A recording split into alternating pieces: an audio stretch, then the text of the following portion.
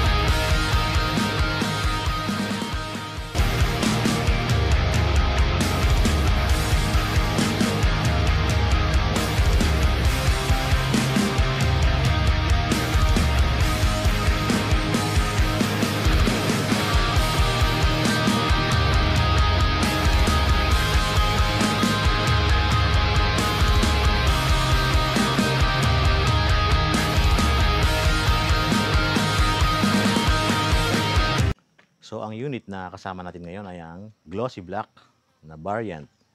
Ito po yung standard edition lang. Ito po yung walang YECVT at wala rin siyang Garmin navigation.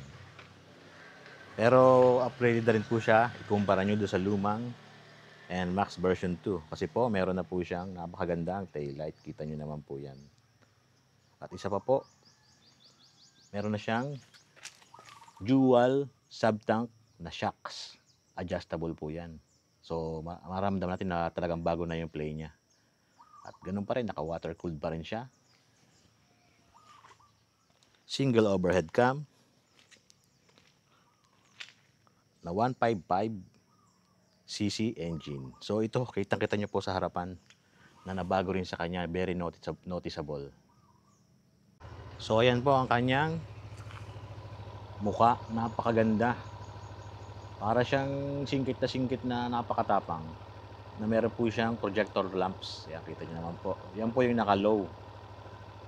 Kaya yung baba lang yung may ilaw. Ngayon, pag hinihay natin, makikita nyo, iilaw naman yung parteng taas. Ayan. So, yun po yung kanyang high. Low, high. Okay? At meron din po siyang hazard. Okay po. So, yung ano niya ngayon, signal lights niya, nandun na po sa kasama na po siya sa kanyang headlight assembly. Hindi po tulad ng version 2 na andito po siya sa part na to. So, tinaas na po siya. So, napaka-compact na po niya at napakaganda. So, makikita nyo rin po dito na nabago rin yung kanyang front fender. No? Hindi na po siya yung dating glossy na parang ordinary lang. Ngayon, medyo na siya, matte na siya. At meron na rin siyang cover dito na ginaya sa parang X-Max. So, hindi po exposed yung kanyang mismong shock. So, yan po parang cover na rin siya. So, high-tech na talaga siya. Sukat nga pala ng gulong niya ay 110/70/13 sa unahan at 130/70/13 sa likuran. So, kita nyo po, naka-ABS na siya. Dual ABS po yan. Ayan, at naka-traction control na rin. So, ayan. Mapapansin nyo rin na mas malaki na po yung kanyang disc. O, kita nyo po yan. So, improvement talaga siya. Pagdating naman po sa itsura niya, medyo hawig nga po siya dun sa version 1 at parang hawig din siya rin sa Motorstar natin. So, yun po yung naging judgment po ng iba. Pero maganda naman po rito. Ito, yung shocks niya, kita nyo naman po. Napakaganda po. Bagong-bago na po yan. Wala pong minor improvements pagdating sa mga niya, maliban po sa mga finish niya talagang napaka-quality. Yan po, kitang-kita nyo, ang ganda ng kanyang parang sa kotse na siya. Akala mo meron siyang busina. Pero wala po. Okay. Dito po sa kanyang harapan, ayan, kita nyo. Ito po yung kanyang idling stop, hazard, at saka yung kanyang starting system. Dito naman po yung high and low. signal at ang kanyang horn. Ito naman po yung menu na gagamitin natin dito po pagdating sa kanyang menu. So kita nyo rin po dito, silver yung kanyang emblem. At ang noticeable talaga itong kanyang taillight assembly na bagong-bago at napakaganda. Kita nyo naman po parang Maxi Scoot na talaga siya, parang X-Max, di ba? At meron po siyang emblem dito ng Yamaha. So dito ganun pa rin naman po yung halos CVT system niya, pares lang siya, hindi na bago. So sa engine hindi siya masyadong nabago. Ganun pa rin. So yung dinagdag niyong konti sa 155,900 sulit na sulit talaga kasi may mga improvements ang ginawa ang Yamaha dito sa motor na to. So hindi na po ako magpapaka-technical kasi hindi ko po alam lahat ng ano. Comment na lang po down below kung meron po kayong gustong sabihin about sa makina na hindi ko po binabanggit kasi hindi ko pa alam yung technicalities ng makina at hindi ko rin kayang ipaliwanag yun. Sinabi ko lang po yung mga nakita ko, yan, mga madaling ma-observe ng mga bagong bibili. So kung bibili ka, pag-isipan mong mabuti. So ito nga po pala yung kanyang, yan, yung kanyang underseat compartment. So malaki rin siya pero mababaw, tingin ko hindi kakasya yung isang full face helmet. So pero marami ka na rin mailagay dyan at least. Andito po yung kanyang battery. Ayan, kita nyo ang ganda ng ano, pagkaka-finish ng kanyang likuran. So sulit na sulit talaga to mga tol. Okay, yan, tumunog na siya. Kasi may warning siya, di ba? Yan, kita nyo po, meron siyang blue core engine. So ayan, napakaganda talaga ng 2025 NMAX version 3. Standard edition lang po to. Mapapansin nyo po yung TechMax version, ito po yung kulay dark magma na medyo parang kulay brown. So ito pong glossy, yan ay standard tsaka yung silver. So yun po yung pagkakaiba nila.